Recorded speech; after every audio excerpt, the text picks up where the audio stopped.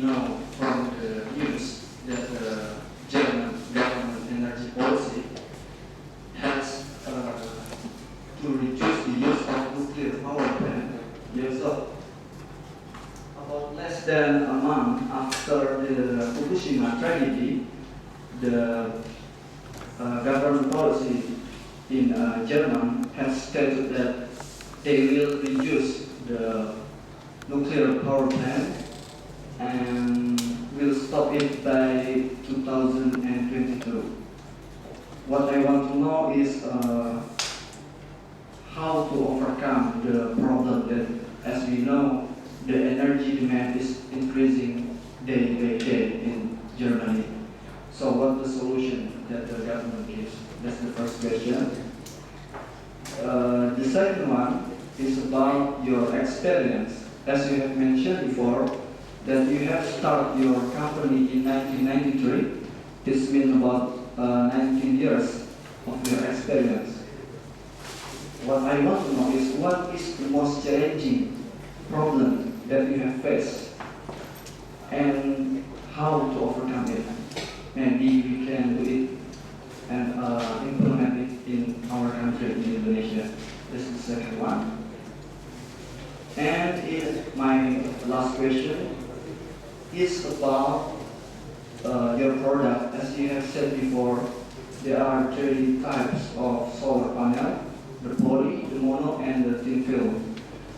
Which one is the best type for Indonesia, based on the maintenance, the initial cost, the effectiveness, and the area needed to produce the energy? Thank you very much. Thank you. Okay, starting with number one. I think it's not a big problem to run down this atomic areas in Germany. We had some days where every atomic power plant was shut off, and also we imported power to other countries in Europe. So I think it's not a big problem, and we have a big capacity of solar areas and also some other renewable energies. We have wind things. We are not far away. We have here biomass plants and all the things. We are not far away from the thing. The problem is the power, the political power. And 10 years ago, I didn't believe it. I thought it's not a political thing, but now I know it better. So the interest is from the power suppliers is to run this atomic plants as long as possible, because they get every year a lot of benefits from them. Also, if they talk to the citizens, they say, okay, otherwise it's too expensive and we need it. But we have seen a lot of cases that we don't need this. We have a lot of independent power suppliers, and we can do it in a very environmental things. And it's also shown by figures. So for me, not a problem. So, and the aim with 2022, you are very good informed, is reachable much more early. So we can do it in 2018 or something like this. No problem.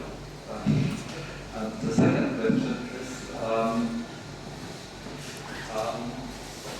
regarding the system of the technique of the solar panels.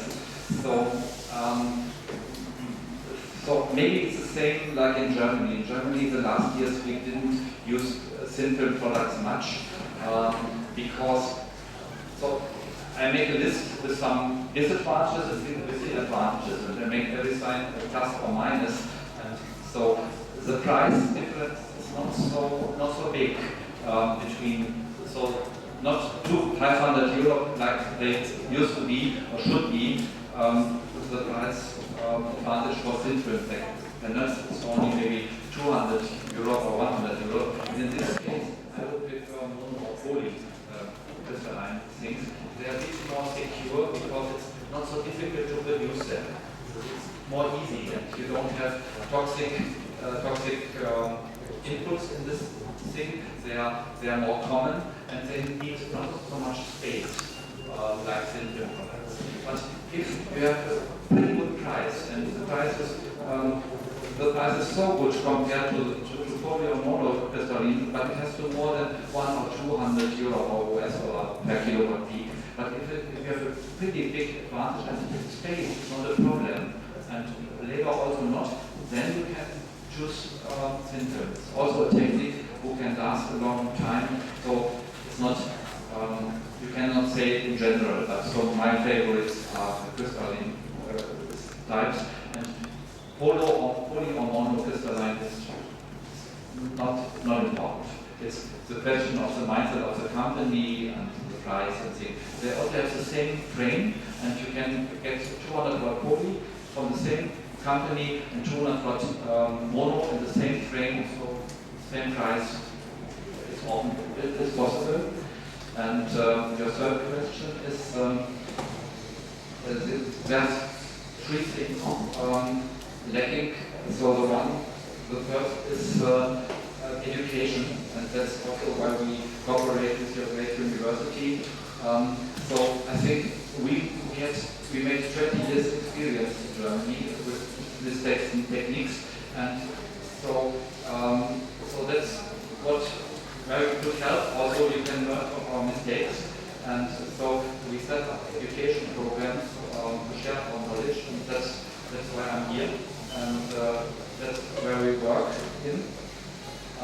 Education is one thing, how to see, to meet the right decision, to know everything about it, don't make big mistakes, invest in wrong things and help to develop the market and all these things. And the second thing is this problem with the financing.